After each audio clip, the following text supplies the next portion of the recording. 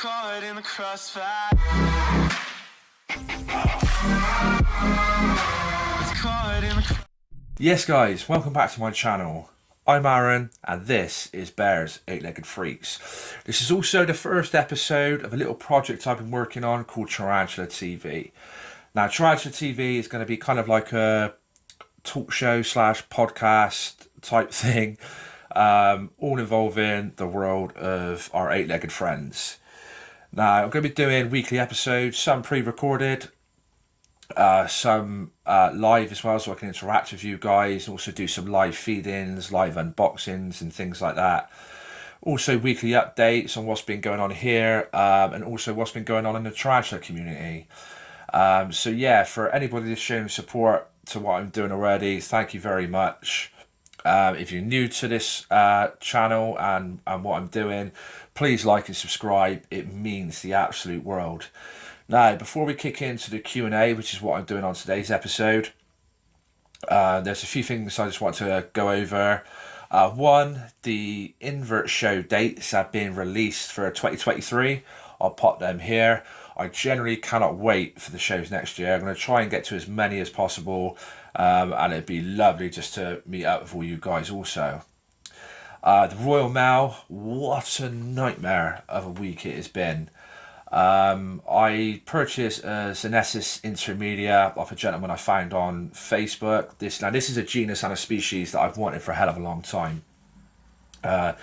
He sent it out on Monday on a guaranteed, obviously special next day delivery before 1, as it usually is.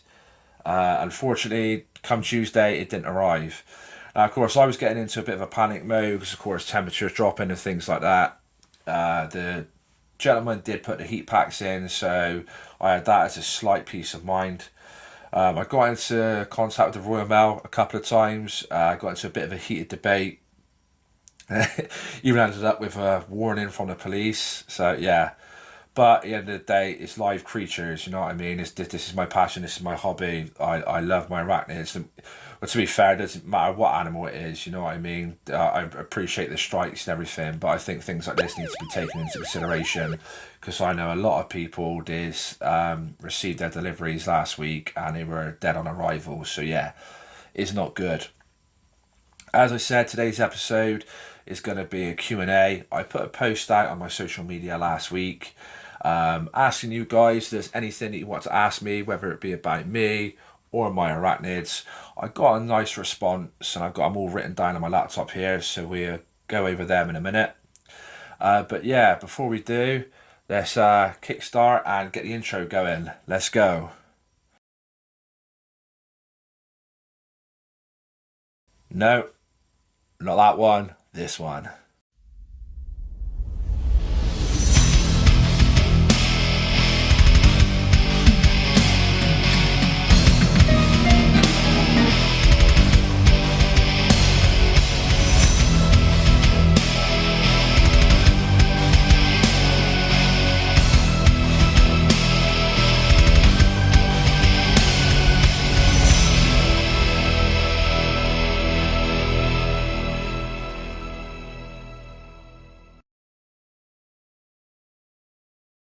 Apologies about the intro there. Didn't do that deliberately, I promise. Right, on to the Q&A. First of all, a massive shout out to everybody that got involved with this. I should have included your names on the questions. I didn't for some silly reason. But to everybody that did, some names off the top of my head. I know we got a feed from the spare room, Rich, there's Vivian, there's a few others, some friends on Facebook as well got involved. Thank you all for your support. It really does mean the world. Right, question number 1. Why and how did you start getting into the tarantula hobby? I've been into tarantulas for a hell of a long time, since a young age. Nah, not that young. I had my first tarantula at the age of 18, 19. I had a little curly hair, also a Seriopagopus levitus. Due to some pretty crappy circumstances, I had to give them up, but they went on to a good home. It then took, 15, 16 years to get another tarantula, for one reason, the missus. There's many a times I asked, but she always said no. But then come last year, I was in a pretty sort of like, dark place. Had some real crappy issues going on. I was eventually diagnosed with bipolar disorder. My therapist advised that I get into a hobby, or find something of interest to keep my mind focused. It was a no-brainer, you know what I mean? It's like, yeah, I need to get a tarantula. Obviously, the next hurdle was trying to convince the missus. I was sat there one night and I was knocking back the whiskies, and I was scrolling through the spider shop, and I come across a starter package for the Brachypelma homorai, also known as the Mexican red knee. And I was like, yeah, that bag purchased. Obviously, the next day I had the confirmation email come through. I was like, God, I'm gonna have to tell her now. But to be fair, she was absolutely sound. A bit angry at first, but I was like, at the end of the day, it's coming now. Can't do a lot about it, so it is what it is. She arrived, and it literally just kick-started this massive passion and obsession. I got her out and I just become transfixed by her. I was taking pictures and it's like, yeah, do you know what? This is what I want to do. I want to set up a YouTube channel. I want to help people understand these beautiful eight-legged creatures. I want to help people see that they can help you mentally. And yeah, things just escalated really quick. And then a few months into the hobby, the Bristol Post, my local paper, reached out and said, "Oh, can we write a story just talking about you and how spiders have helped your mental health?" I was like, "Yeah, of course." So a story got released. A few weeks later, another reporter reached out, and she had a few more outlets to other papers across the country, and she said, "Can we go into a bit more depth?" Which was absolutely fine. So another story got put out, which was absolutely insane. It literally travelled all over the world. It was in like the New York Post. It was in Australia. It was everywhere. It was absolutely incredible. Even got put into the Sun and a Daily Star. And I've got part of it framed here. Please ignore that bit. That has nothing to do with me. My story's right here.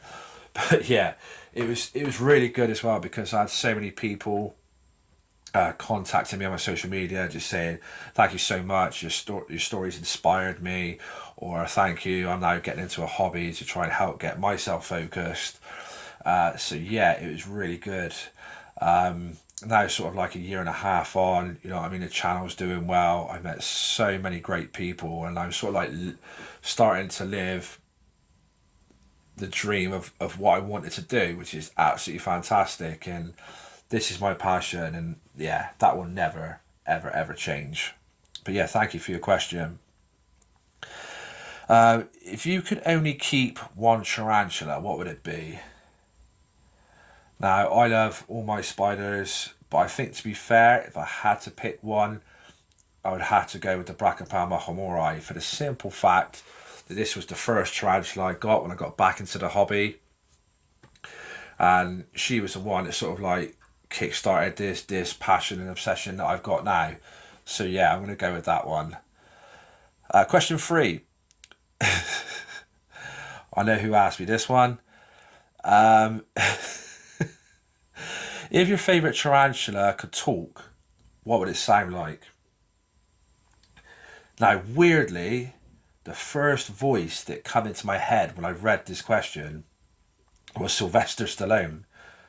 I don't know why, but it just popped in my head. Like, yo, Adrian, like something along those lines. But yeah, that if it's any voice, I think it'd be that one. I can imagine that coming out my sturmy. Yo, bear, like trying to talk to me like. But yeah, I think it would be that. That's so funny. Thank you, Fee. If you were one of your tarantulas, who would you be and why?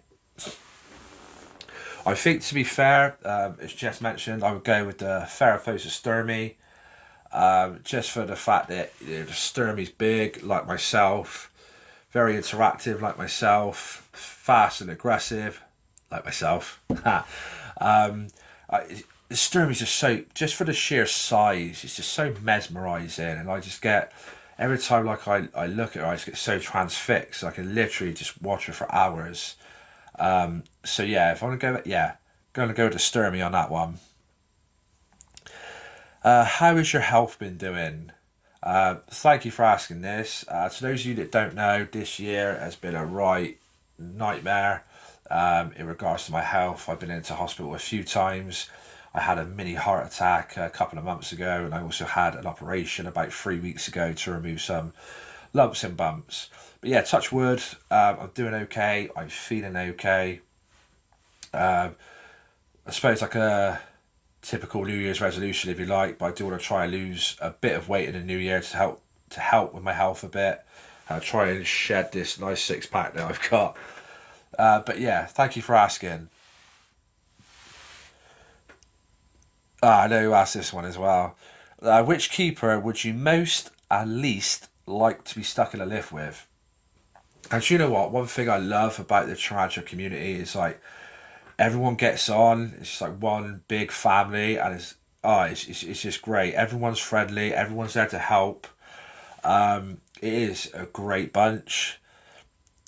Least like to be stuck in a lift with. Least, do you know what? I'm going to go with exotic layer. Just a simple fact. I don't like what they're about. I don't like their videos. I don't like what they do. Yeah, actually, to be fair, if I was in a lift with them, I could probably give them a backhand. But yeah, I'm going to go with them for least. Most likely, to be honest, any of you guys, we all share the same passion and love for our eight-legged friends. So I think either way, we all have a great chat and we'd all be fine. Next question. How do you respond to negativity about our fabulous hobby? Now, to be fair, the majority of you probably get it when people find out that you keep tarantulas. Oh my god, you got spiders. Oh, that's disgusting. Or, oh, how'd you do that? I had a lot of negative comments when my story got published across social media, calling me a freak, or oh, no, the only problem that he's got is that he keeps spiders, or burn his house down, or yeah, there's loads of hateful stuff on there. But typical keyboard warriors, I was just like, you know what, whatever, really didn't faze me because I had a lot of positivity come from it. But one thing I have said to a few people, it's like, why do you do that? Why would you keep spiders? It's like, well, why do you have a dog? Why do you have a cat? Why do you have a rabbit? What do you do in your spare time? What are your interests? And then you get responses like, you know, I go to the gym, or I like football, I like racing, you know what I mean? I like going out for a walk, so I like swimming. It's like, yeah, that's your interest. It makes you happy. This is my interest. It makes me happy. You know what I mean? You've got people that go out hugging trees. You know what I mean? I think that's weird, but if it makes people happy, let them crack on. So same should be for us. Let us crack on with what we want to do. But yeah, I think it's always going to be one of them where you're going to get, yeah, crappy comments, or yeah, where it freaks people out. I think, you know, arachnophobia is still probably one of the biggest fears in the world. This is another reason why I want to do all this, to try and help people understand these beautiful creatures, and they're not, you know what I mean, these scary monsters as people make them out to be. But yeah, hopefully that gives you a bit of an answer there, bud. What's your favourite thing about keeping tarantulas? Everything. I love everything about keeping tarantulas. Do you know what I mean? From being on my laptop or on my phone, you know what I mean, trying to find something on a spider shop, or you know what I mean, ordering, down to receiving the mail, to the unboxing, to the rehousing, to the feeding. I love everything.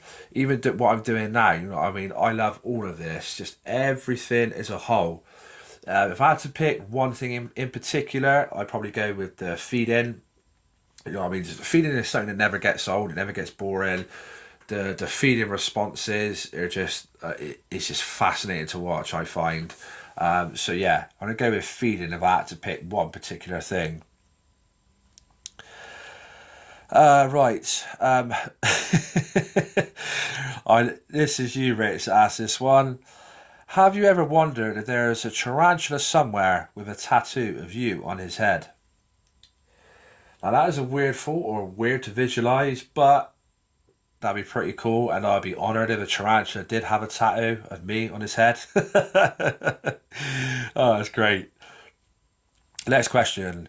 What did you think of Tarantula Room's rehouse video? Right, okay. Well, this is the one that got released a couple of weeks ago. This is the one on the Zenesis species. It's a quick video, where the geezers literally picked the tarantula up aggressively, got like that, dropped it in, slammed the lid down. I think it was very unprofessional. I think it was poor. I think it was out of order. I thought it was disgusting. I aired my opinion on the video before it got removed. There was a few individuals jump into his defence, saying it's the only way to rehouse him, which is completely untrue. It was the only way to rehouse this species, this, that, and the other. Completely untrue. There's a lot of people saying that, oh, it's okay, you can't handle tarantulas that way. Yes, you can, but there is a safe way of doing it. You know what I mean? The way he done it was so aggressive. You know, people fired back at that. It's like, yeah, he's doing it aggressively because of how skittish the species is, and it will turn around and bite. William Davis, that skittish, use a catch cup. And I think a few individuals did state this.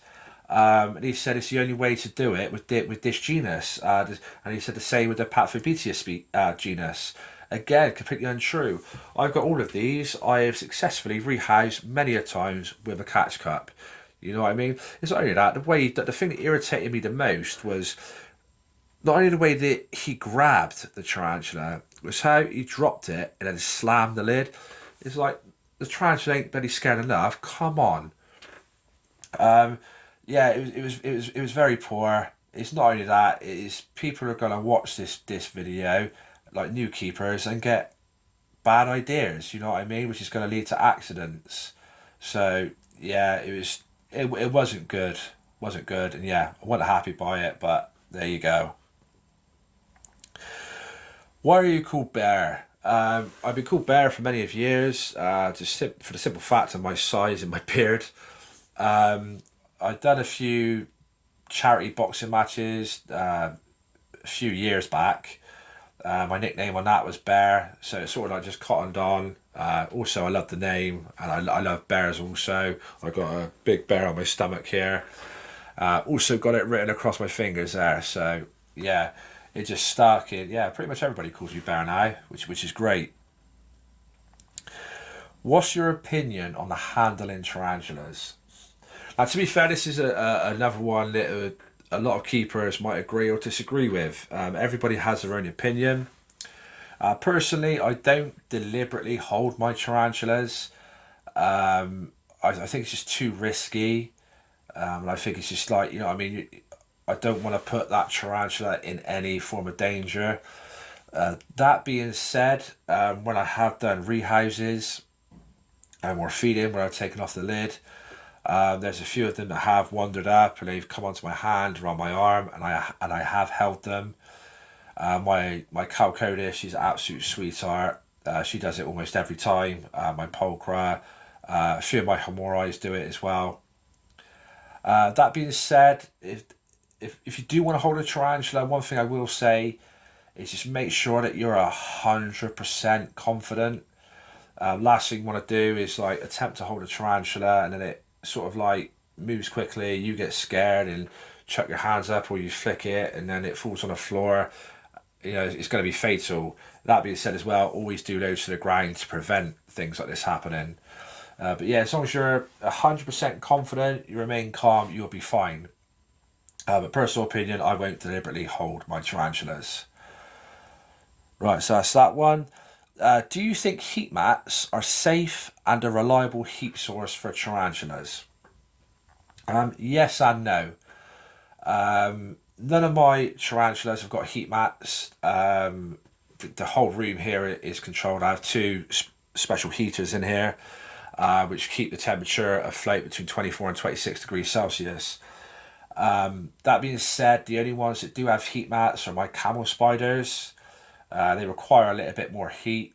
So I have a temperature gauge on them that mimics the temperature of the desert during the day and also the night. Yeah, I think you can use heat mats. I don't think there's any like real reason why you can't, but you've got to remember the tarantulas will be attracted to the heat source. So if you've got it underneath, they will literally burrow down to that. Or also, if you've got it on the side, you'll find the majority of the time the tarantula be stuck to the side, you know, taking in the heat. As I said, I don't use them. I just keep the temperature of this room controlled, and yeah, I haven't had any issues. And all my tarantulas are happy and healthy. So yeah, happy days. Most overrated tarantula. Jeez. I think I'm going to pick one. I'm going to go. I'm going to go with the Chromatopelma cyanopubescens, also known as green bottle blue.